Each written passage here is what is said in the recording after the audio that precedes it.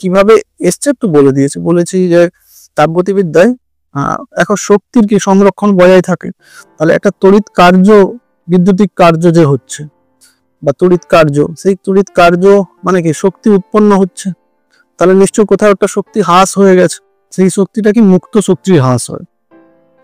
তাহলে সেটাই লিখছি যে তাপগতিবিদ্যায় কোনো রাসায়নিক তড়িৎ রাসায়নিক কোষে রাসায়নিক বিক্রিয়ার ফলে যে মুক্ত শক্তির হ্রাস ঘটে, যে ডেল জি মাইনাস ডেল জি, তা বৈদ্যুতিক কার্যের সঙ্গে সমান হবে।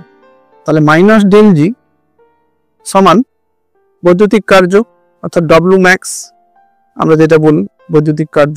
ডব্লিউ সমান কি না, যতটা তড়িৎ উৎপন্ন হয়েছে, কত তড়িৎ উৎপন্ন হয়েছে, এন ফ্যারাডে তড়িৎ উৎপন্ন হয়েছে, তাহলে এন ফ্যারাডে তড়িৎ উৎপন্ন তড়িৎ ইন্টু কি তড়িৎ চালক বল অর্থাৎ ই সেল। এই করে তাহলে দেখো মাইনাস ডেল জি সমান এন এফ ই সেল, তাহলে ডেল জি সমান হয়ে গেল, ডেল জি সমান হয়ে যাবে minus N F E cell. Okay, এইটাই। তাহলে তুমি তাহলে এটা যদি এটা দেখো, এটা নিশ্চয়ই 1+1 আছে, তাহলে আমি এটা খালি তোমাকে বোঝানোর জন্য আমি তোমাদের এটা রেখে দিয়েছি।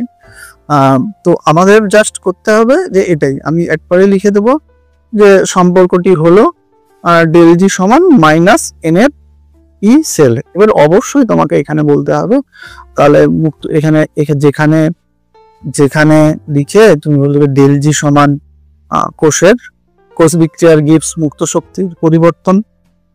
ওকে, তারপর লিখবে এন হলো জারণ বিজারণ, দেখো কোষের জারণ বিজারণ বিক্রিয়ায় অংশগ্রহণকারী ইলেকট্রনের সংখ্যা এন মোল, মানে এন হলো ইলেকট্রনের মোল সংখ্যা, জারণ বিজারণে যত মোল ইলেকট্রন গ্রহণ বর্জন হয়েছে।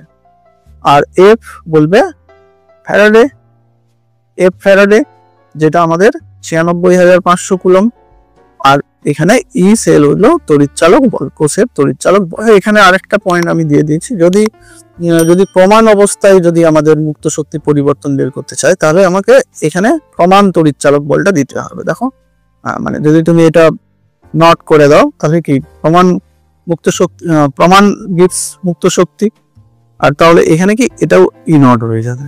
তাহলে এটাই তোমাদের এখানে বলে দিয়েছে।